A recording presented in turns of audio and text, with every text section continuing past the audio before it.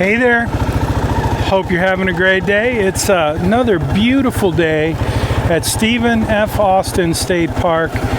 We're here kind of checking out the park after most folks have left after a very busy weekend. And you might notice, if you've been joining us, following along, you might notice that the trees are pretty much fully winterized. So I've been talking about the changing of the seasons here at the Stephen F. Austin State Park, and you can see they're changing. If you missed me last week, if you missed the show last week, well, I apologize. We took a quick trip to Michigan, and we had a great time. Took Caleb and Maddie and Carissa and the two dogs, Velcro and Lucy, and threw them into a rental van and drove to Lansing, Michigan. And so that's where we work. But I promise we will make it up to you somehow. We'll do an extra episode soon.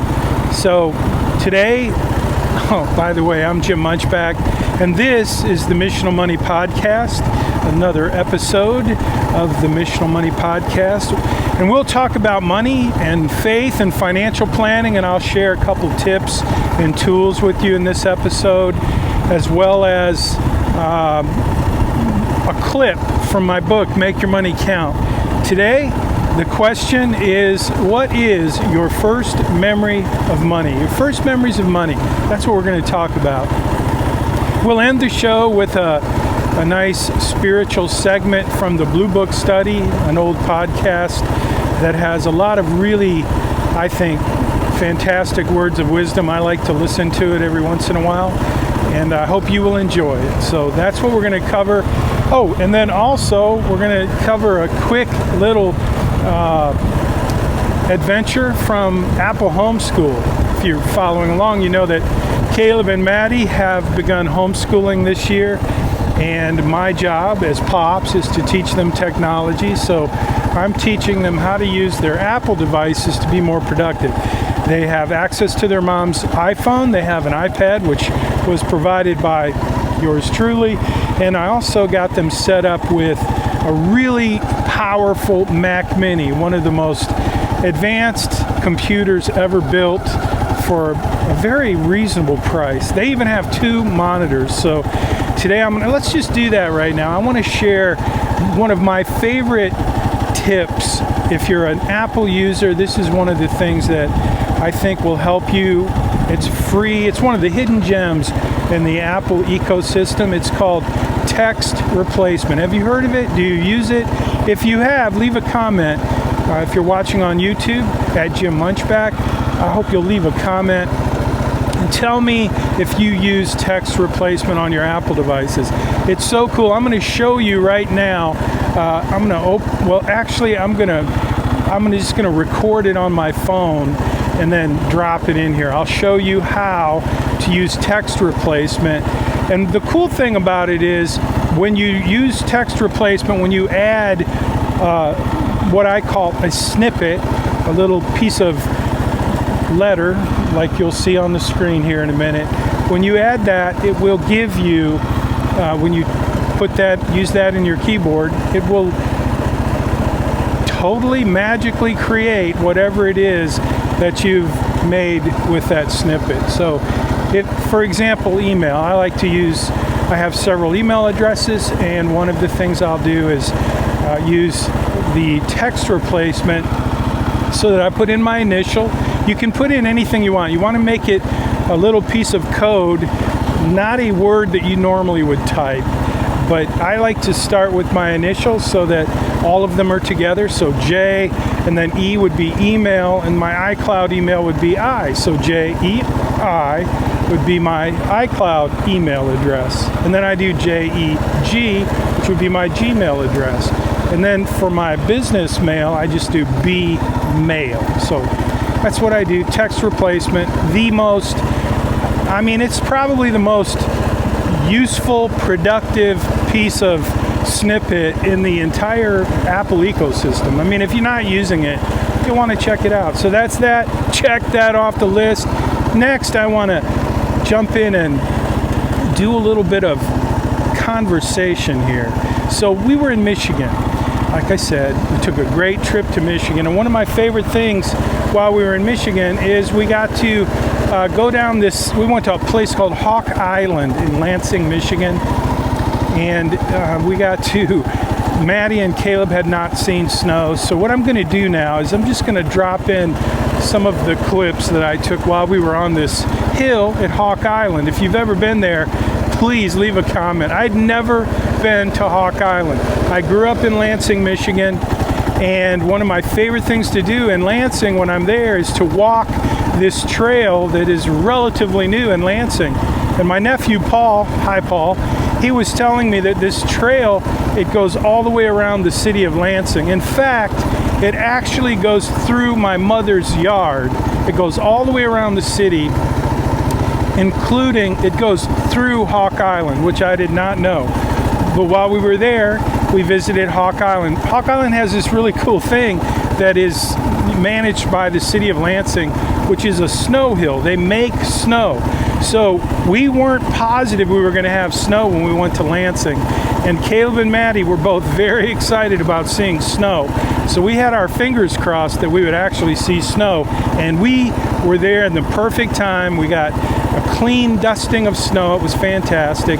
And I'm going to show you some clips of we making a snowman, even Caleb's first snowball. Now, if you're watching on YouTube, you gotta like this video just for the snowball. This is Caleb's first snowball. We stopped at Dollar General, and he had some of his own money, and he wanted to buy this snowball maker. And so we had snowball fights. You're going to get to see a clip. You're probably watching it now if I did my job editing this video before I went live. So that's part of this episode. I just want to share a little bit about our trip to Michigan, and my apologies for missing the weekly episode of Missional Money. One of the other things we did while we were in Lansing is we got together as a family and decided that this summer we're going to try to make another trip to the Kentucky Lake House. And that's a very special place, and I'm going to tell you why it's a very special place here in just a minute. But we made that decision together. This, it's the beginning of the year, so we always talk about where are we going to try to go as a family to spend a week together, kind of like a family reunion. And so we're going to the lake house. So buckle in for this episode of the Missional Money Podcast. It's called Your First Memories of Money, and you're going to find out why here in just a minute. So you're going to also get to hear an excerpt from my book, Make Your Money Count, which has a very special chapter called First Memories of Money. You're going to hear that in just a few minutes. Before we do that, though, let me just talk a little bit about this week's financial planning resources. So it is kind of the beginning of the year, and so one of the things that I shared with you last week was start of the year financial planning, and I also shared important numbers and important dates, and those are very helpful resources. You can go find those in the show notes from last week's show. But this week I'm going to share, it's a checklist for just having an annual review. It's a very helpful checklist if you don't currently review your financial life with your financial advisor. This is a great tool to help you get started. So it's called the annual planning checklist. Another one is similar but different. This checklist is new client checklist. So if you've ever moved from one financial advisor to another, there are a lot of very important key things you want to discuss with your new financial advisor. And so we provided that checklist, the new client checklist. If you're a financial advisor, I would highly recommend that you subscribe to the show, like the show. It's in iTunes, so it's podcast. We structure the show to utilize the tools in Apple Podcasts. So I would encourage you to check out the show, Missional Money Podcast, and you'll find links in the show notes to these resources. But if you're a financial advisor, you're going to want to check out the new client checklist. It if you're not an advisor, you want to check it out in the event that you ever consider using or changing financial advisors. Then finally, the third resource I'm going to share, and you should be seeing these on the screen now. Again, if I did my job editing this video before we went live. So what you should be seeing is it's called the important milestones, or maybe it's just milestones, but it is a checklist of kind of things that happen throughout your lifetime that are important financial planning events, milestones we call them. So that is that. So we covered two of the regular components in this episode. Again, there are four. We do the financial planning resource. We just did that. We also do the Apple Homeschool Adventure. That's usually one of my favorite tips. One of the things I'm teaching Maddie and Caleb, I haven't actually taught them this week's Apple Homeschool lesson, which is text replacement. It's more for adults. I'll teach it to Maddie and Caleb pretty soon. If you haven't noticed, I have exited the park. I want to show you one of my favorite roads to travel on here as we go through this episode. So I'm just outside the Stephen F. Austin State Park. It is a fantastically beautiful day. And so, yeah, this week though, so we're going to do, again, the four elements. Let me just highlight those real quick. Each week we'll do financial planning, investment management tools and tips. Usually it's a resource. This is tough, doing a podcast on a motorcycle, a video. But if you look over there, you'll see the work they've been doing in this little section. When it floods, when it rains hard, it floods. And so it doesn't drain well. So what you're seeing, I'm checking on the progress. These guys have been working on this for a while. So back to the list, the four things we cover in each podcast is the financial planning and investment management resource. We'll usually do two or three. This week we did three. And that's one segment of the show. And then we do an excerpt. I'm going to do an excerpt this week from my book, Make Your Money Count. It's a book that is really part of this podcast because a few years ago, I wrote this book, Make Your Money Count, as a tool for folks who are trying to learn how to engage in financial planning. Make Your Money Count uses a metaphor called the blueprint for financial success. But the book is filled with stories, and the overall book outlines a really practical and helpful process for financial planning, the way that I do financial planning. So I hope you will consider following along, and when you get to the point where you say, hey, I want to read the whole book, we'll make that available to you. And I'm even going to tell you at the very end of these episodes, I'm going to share with you a way that you can enroll in our online course called Missional Money, by the way.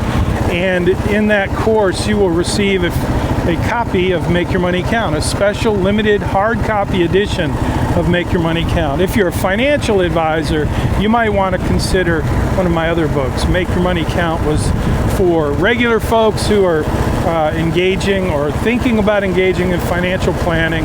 What Matters Most is a book that I wrote for the purpose of training financial advisors in the financial planning process that I use. I've been teaching financial advisors for many years, and that was the first book I wrote, What Matters Most. I was a State Farm agent, actually, when I wrote that book, and if you didn't know, I was the first and only State Farm agent to become a certified financial planner in the Houston area. And that was quite an adventure, I must say. So those were three, and then three of the segments in the show and then the final fourth segment, we're going to end each episode with kind of a repurposed podcast. I shared with you last week, I used to be part of a really awesome small group. And for a season, we studied this book. It was called The Blue Book. The book didn't really even have a title. It was just blue. So it was a blue book. And we loved that book. My wife and I bought cases of it and gave it away as gifts. And I made a podcast out of the Blue Book. So every episode will end with that. So back to this week's topic, which is your first memories of money. So I want you to think about your first memory of money. I want you to think about it not just now. I want you to think about it, reflect on your first memories of money. Maybe it was when you first held quarters in your hand. Maybe it was when you got your first allowance, or back when you were a kid and you did work and you got an allowance, or maybe it was when you took the, all those soft drink bottles to the store and got the deposit back. Or maybe it was the tooth fairy. Maybe it was your first job, your first paycheck, and you remember what you did to earn that first paycheck. Whatever it was, I want you to think about your first memories of money. So I'm going to play a segment from my book again. It's from the chapter First Memories of Money. And the very first story that I'm going to share is my Uncle Hank. I told you we're going to the lake house, the Kentucky Lake House. Well, that's a very special place, and I'm going to tell you why. My Uncle Hank, who has since passed, he passed away a few years ago, the same year that my dad passed away, the same year that my Aunt Doris passed away. We had several funerals within just a few months, and Hank passed that year. But Hank's the guy in our family. He was the guy in our family. Like when my wife Connie met Uncle Hank, as soon as she met him, she knew that he was the guy. He was the go-to guy. If you needed any advice, it was Uncle Hank. And I've been married a long time. We just celebrated our, I want to say, 43rd wedding anniversary. I should know. We got married in 82. So yeah, 43 years. And all through those years, from the very time my wife met Uncle Hank, if we ever had a big decision to make, my wife would say, what would Hank do? You should talk to your Uncle Hank. Tough things we had to figure out throughout our marriage. A lot of times they were financial things, and Uncle Hank was the guy we would go to. Well, I remember the day that I asked Uncle Hank, what's your first memories of money? I'll never forget that day.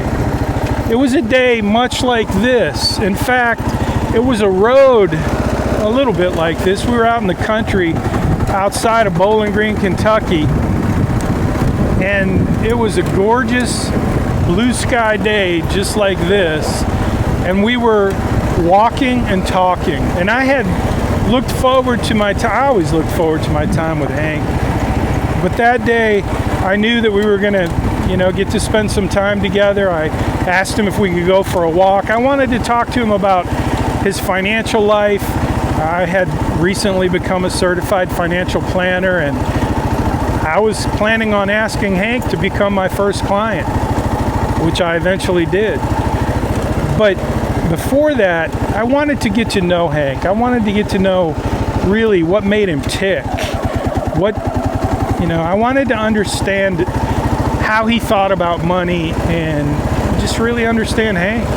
So I asked him the question, what's your first memory of money? And I'll never forget the answer.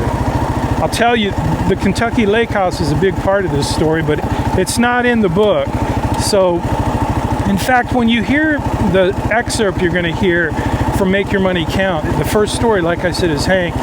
But in that story, I tell you that Hank shares his first memory of money, and his family raised pigs. But in the book, for some reason, one of the things I really regret, very few things I regret about Make Your Money Count. The book came out great, but I let my editor convince me that we should use cows instead of pigs.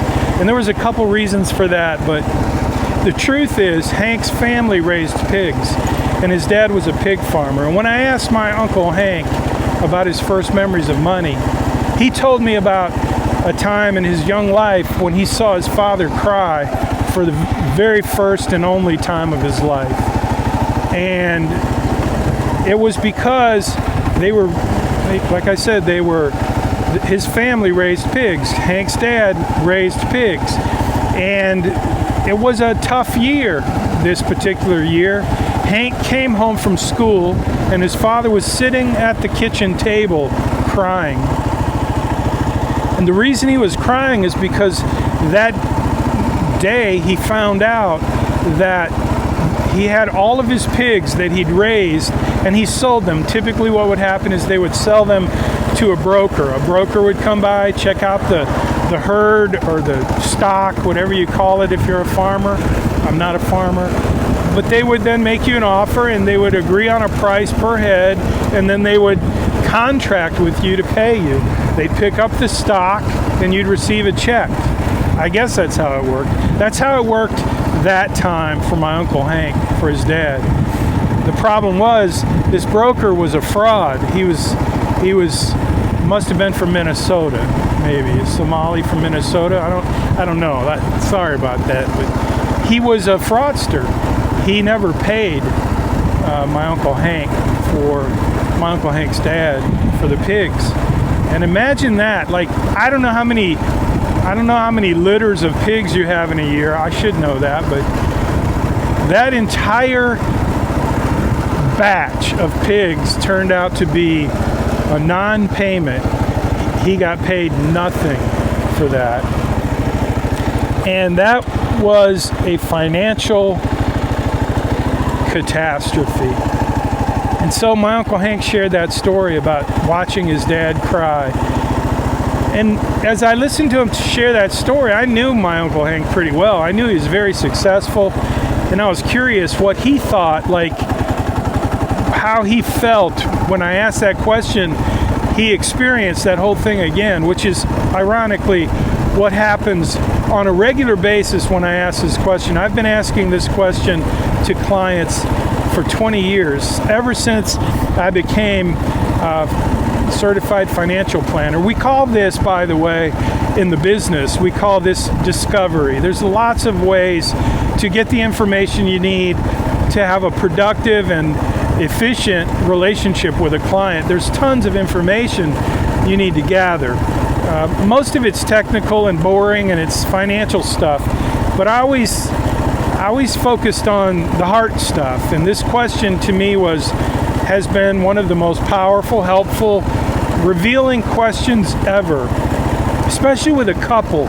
If you ask this, if I visited with you and your spouse and we were going to consider working together and I was going to help you create a financial plan, then, I would ask you this question, but I would ask you guys together.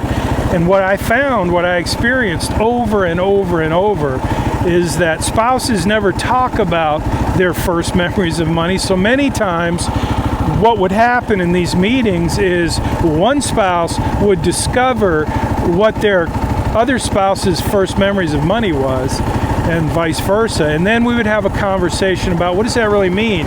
We would kind of sort of connect the dots. And that's what I did with my Uncle Hank.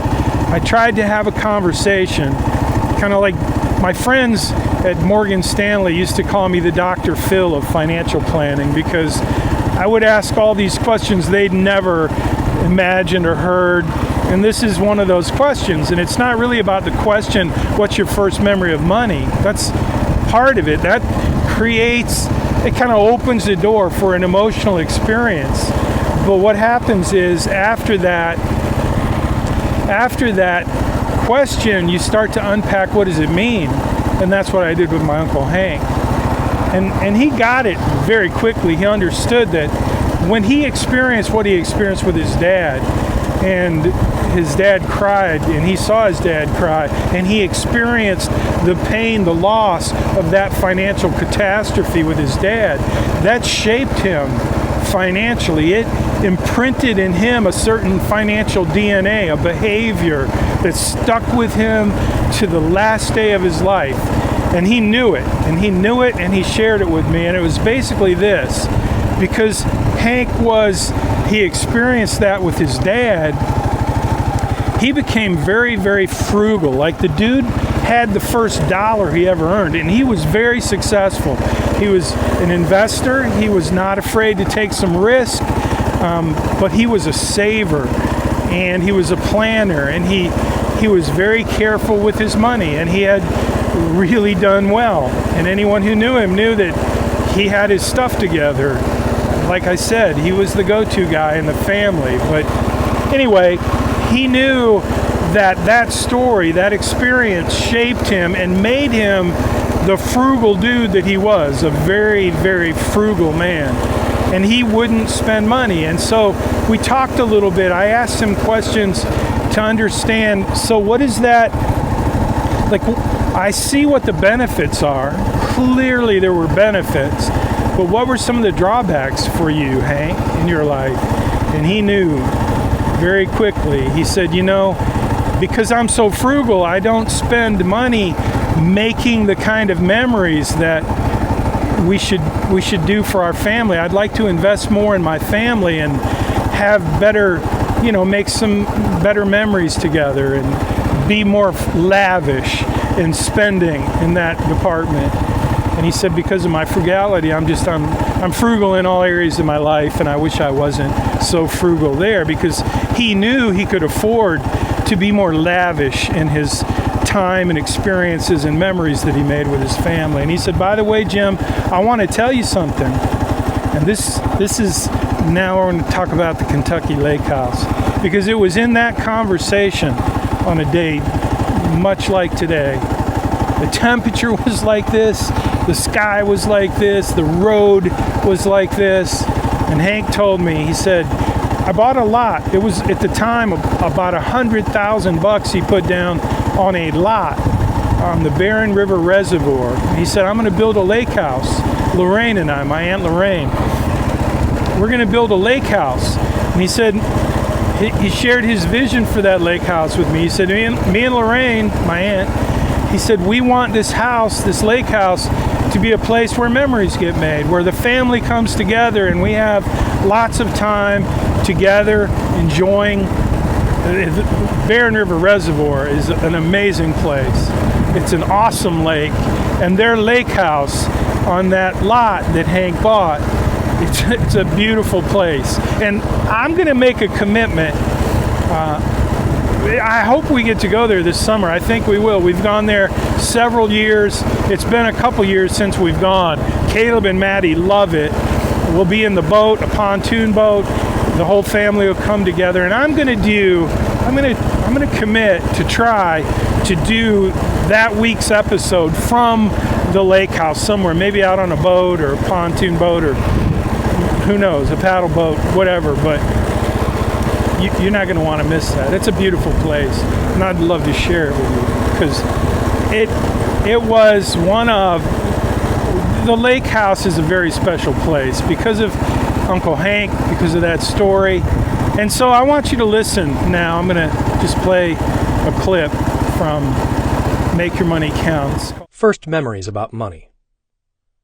Quote, happiness is nothing more than good health and a bad memory. Albert Schweitzer. My Uncle Hank is a wonderful but complicated man. He is one of the most generous, gracious people I've ever known, but when it comes to spending money on himself, he can be incredibly tight.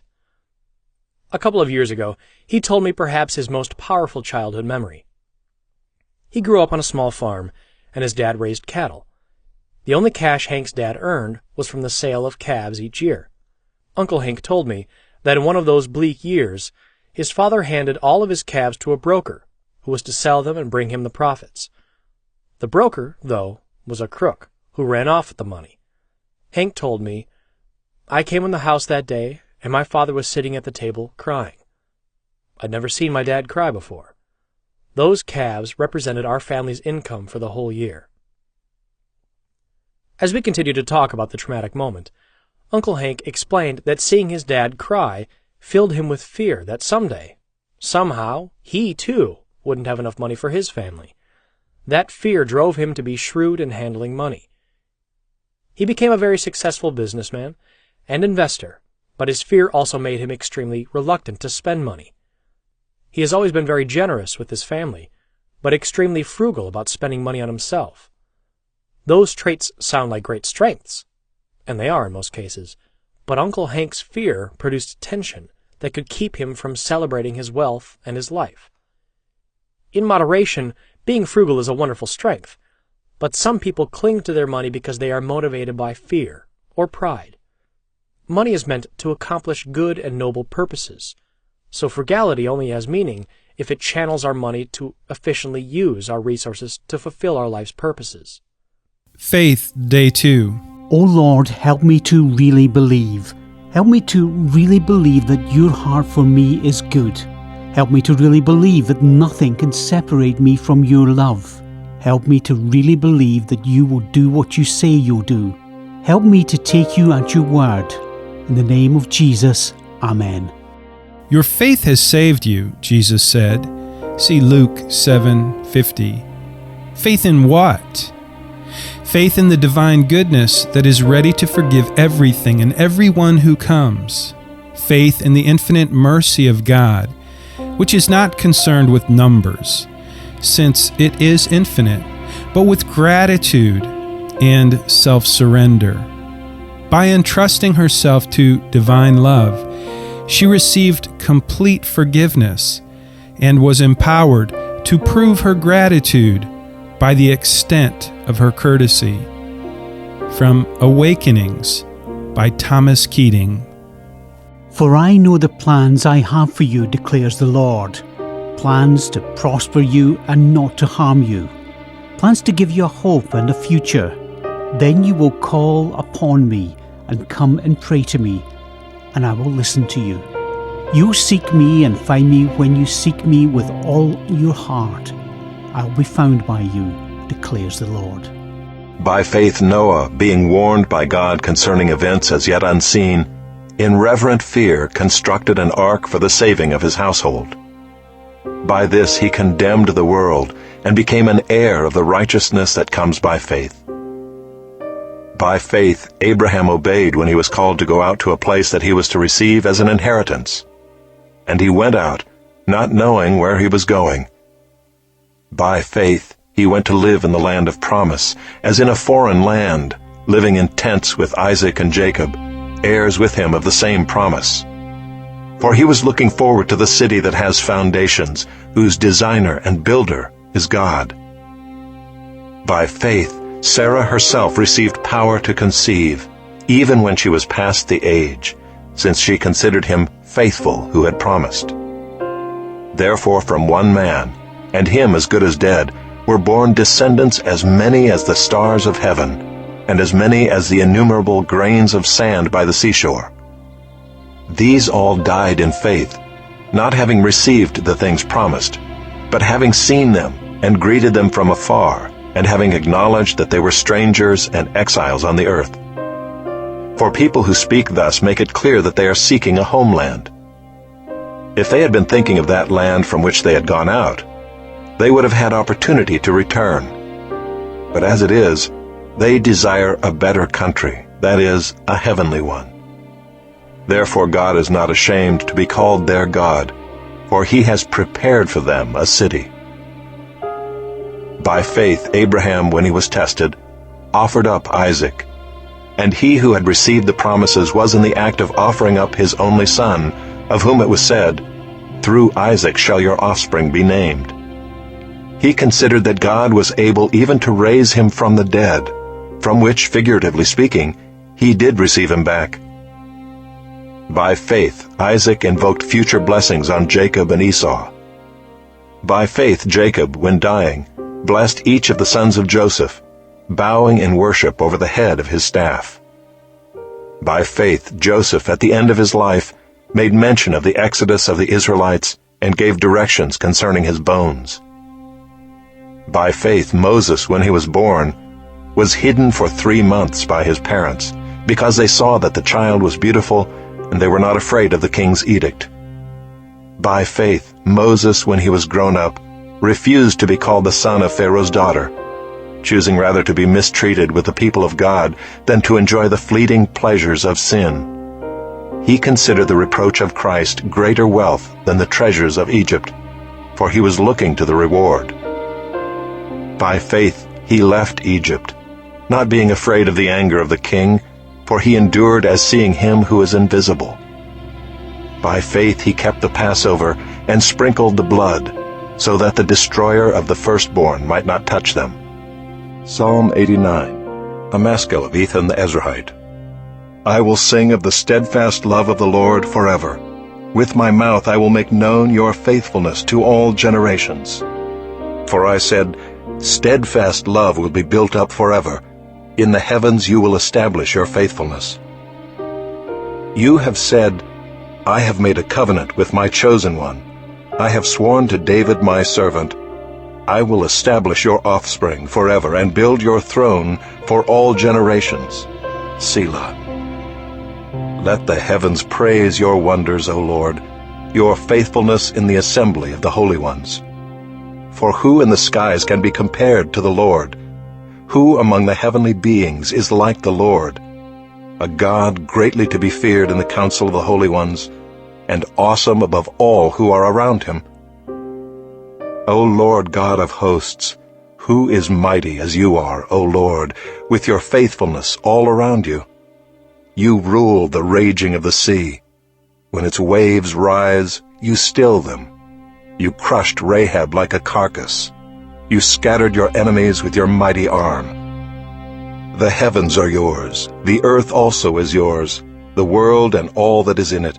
You have founded them. The north and the south, you have created them. Tabor and Hermon joyously praise your name. You have a mighty arm, strong is your hand, high your right hand. Righteousness and justice are the foundation of your throne. Steadfast love and faithfulness go before you. Blessed are the people who know the festal shout, who walk, O Lord, in the light of your face, who exult in your name all the day, and in your righteousness are exalted. For you are the glory of their strength. By your favor our horn is exalted.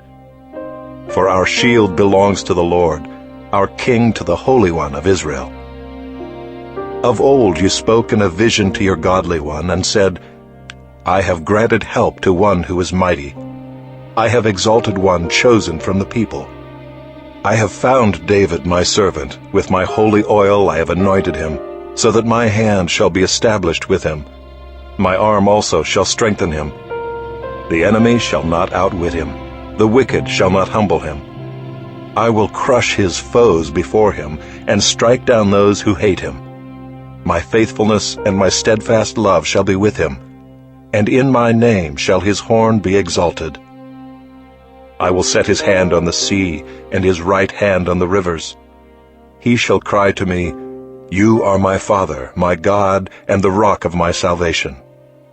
And I will make him the firstborn, the highest of the kings of the earth.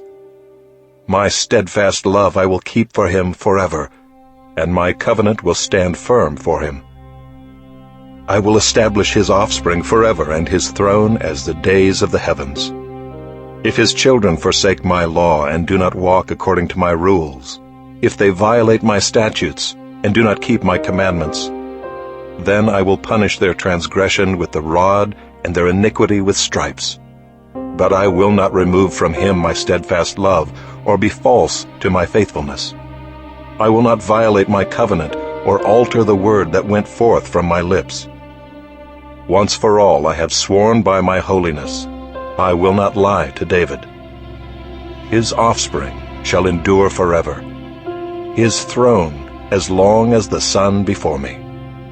Like the moon it shall be established forever, a faithful witness in the skies. Selah. But now you have cast off and rejected. You are full of wrath against your anointed.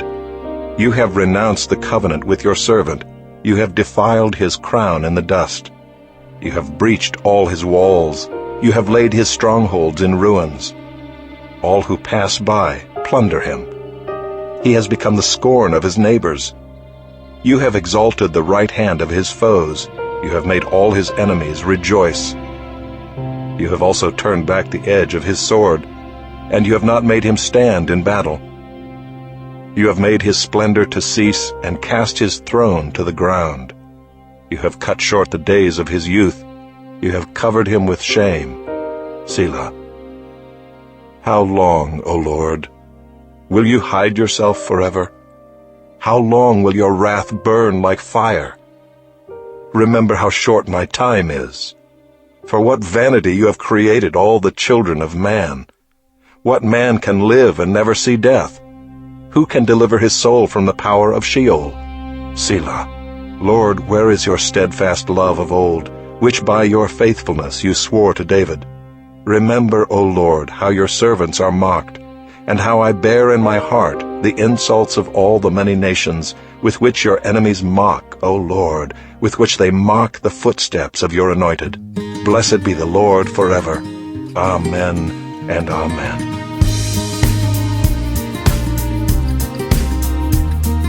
Keep me safe, O God, for in you I take refuge. I've said to the Lord, you are my Lord. Apart from you, apart from you, I have no good thing. Apart from you, I have no good thing.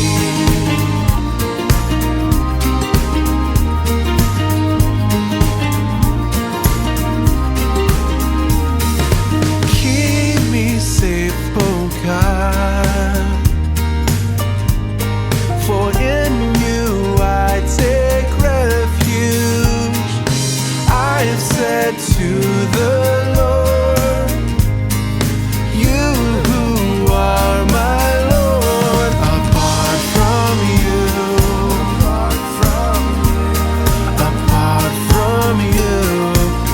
I have no good thing.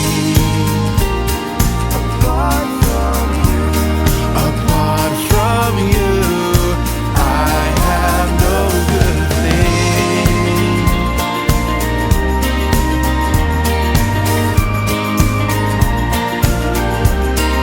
no good thing.